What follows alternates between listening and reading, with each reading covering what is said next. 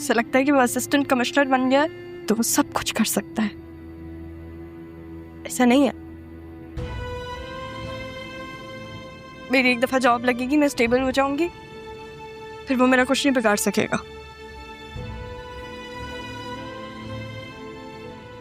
बेटा ये भी वक्त पर छोड़ देते हैं। आप देखो ना, जब मैंने वक्त से वक्त मांगा था तुम तक पहुंचने के लिए, तो फिर ये भी वक्त पर ही छोड़ देते हैं।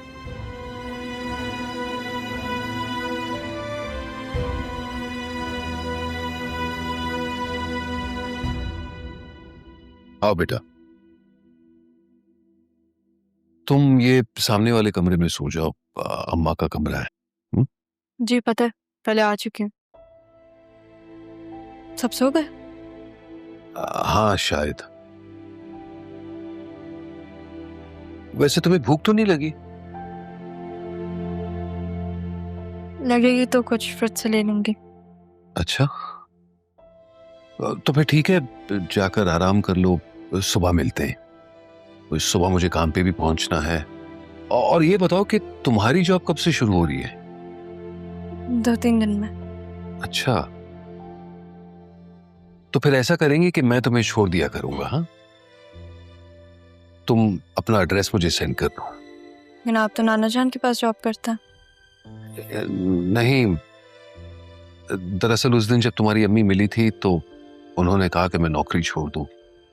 जमील भाई इस बारे में बिल्कुल नहीं जानते थे, तो उन्होंने रिक्वेस्ट की कि जब तक तुम्हारा निकाह नहीं होता, उन्होंने ही मेरी ड्यूटी वहां लगाई थी। सोचता हूं अच्छा हुआ या बुरा, मेरी बेटी तो मुझे मिल गई। और फिर तारा से माफी।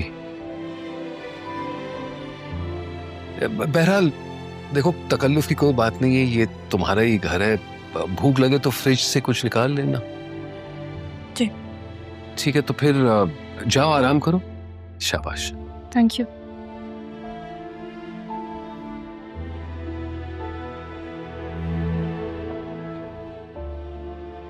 अगर अरमान ने नहीं मना किया होता ना, तो बता देता इसे कि वसीम ने मुझे थाने में बंद करवाया था।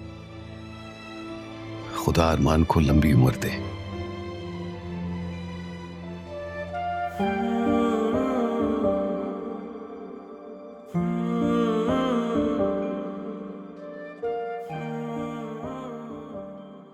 को इस चीज का एहसास क्यों नहीं होता कि मेरे पास माँ नहीं थी पूरी जिंदगी।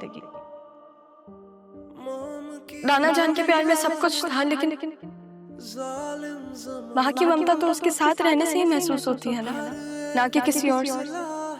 हालांकि पालने वाला पैदा करने वाले से ज्यादा बड़ा होता है। पैदा करने वाले का दुख ज्यादा बड़ा होता है। आज भी आप जाने की बातें कर रही हैं। मुझको चुनेगा वो, पूरी करेगा एक दिन मेरी आरज़ू। जो रही हर सू वो कमी है तू, हाँ अधूरी मेरी जिंदगी है तू।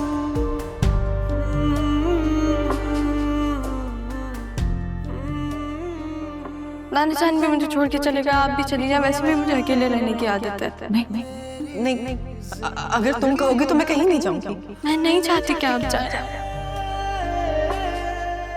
लेकिन तुम यूं मुंह छुपाकर मत बैठो रहा। मुझसे जो गलती हुई उसकी सजा काट ली है मैंने, मगर तुमसे तो कोई गलती नहीं हुई ना। तो निकलो और सामना करो, अपनी माँ जैसी मत बनो। तुम वो बनो जो पापा चाहते थे।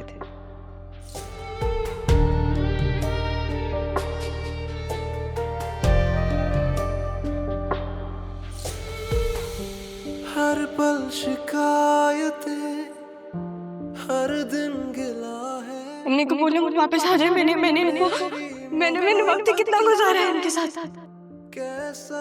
अरमान पूरी जिंदगी तुम मुर्शिद से बात करते रहे, अब कहो ना अपनी मुर्शिद को कि वो मेरे पास आए। मेरी खताएं क्या, पाई सजाएं क्या, पूछूं खुदा से मैं हो के रूबरू।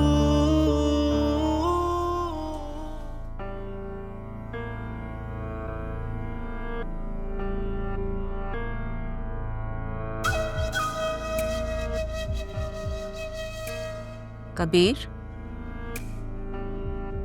कबीर, कहाँ थे तुम? कब आए हो? सोने दो मुझे। सोने दो। इतने दिनों तुम्हें ये ख्याल नहीं आया कि घर में 2 औरतें मौजूद हैं, उनका भी कोई हक है। लेकिन जौहर साहब को तो ख्याल ही नहीं है, और अगर मैं पूछ रही हूं तो कोई जवाब भी नहीं है तुम्हारे पास। है कोई जवाब?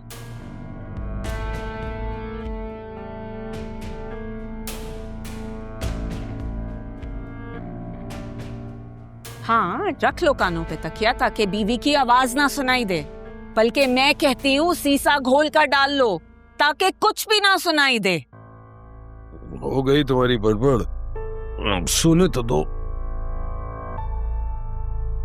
सुनने दो ने।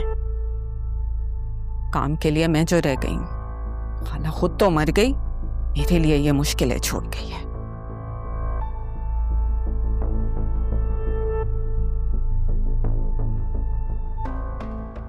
ये अम्मा के कमरे की लाइट क्यों जल? जब सोना नहीं है तो लाइट नहीं बंद कर सकते थे। बिजली देने के लिए मेरी नौकरी जो।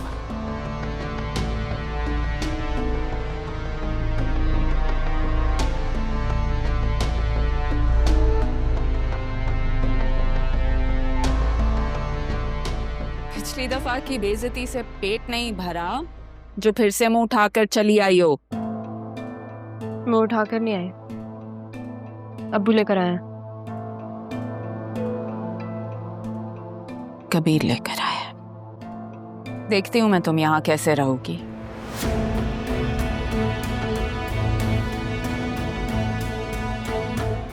नमी जाओ यहाँ से।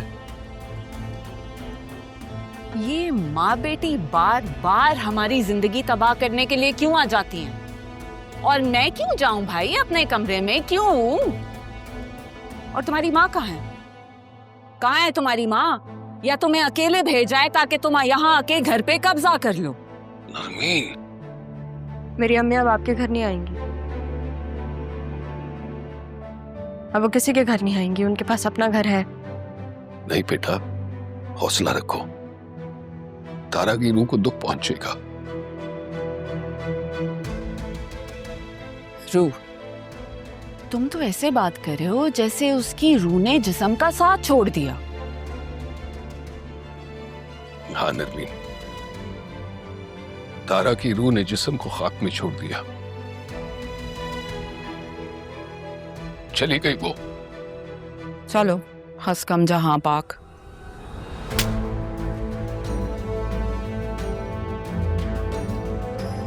पत्थर दिल औरत, किसी की मौत पर ऐसा कैसे कह सकती हो?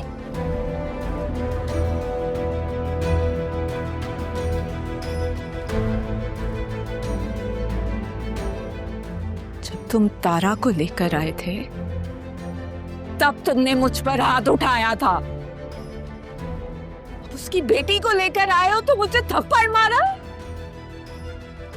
मैं इन लोगों के सामने जलील होने के लिए रह गई हूँ। एक बात याद रखना नरमीन, इंसान अपने अमाल के बदौलत इज्जत भी कमाता है और जिल्लत भी।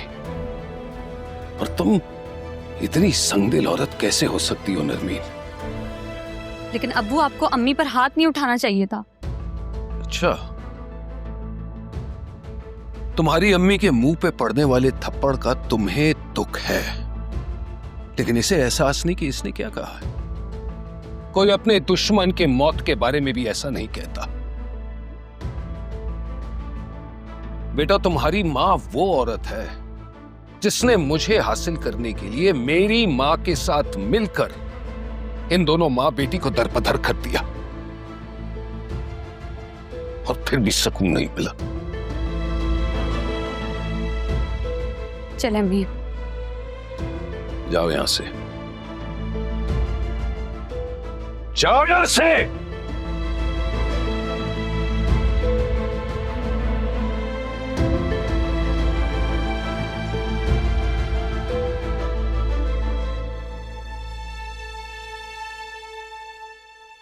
बेटा, मैं मैं शर्मिंदा हूं बेटा। कोई बात नहीं अब्बू, मुझे अच्छा लगा आप मेरे सपोर्ट में खड़े हुए। एक बात कहूँ आपसे? हाँ बेटा, 100 बातें कहो, मैं सुन लूंगा। हाथ नहीं उठाना चाहिए था, औलाद के सामने तो बिल्कुल नहीं। कुछ भी सही हो, आपकी बीवी तो है ना।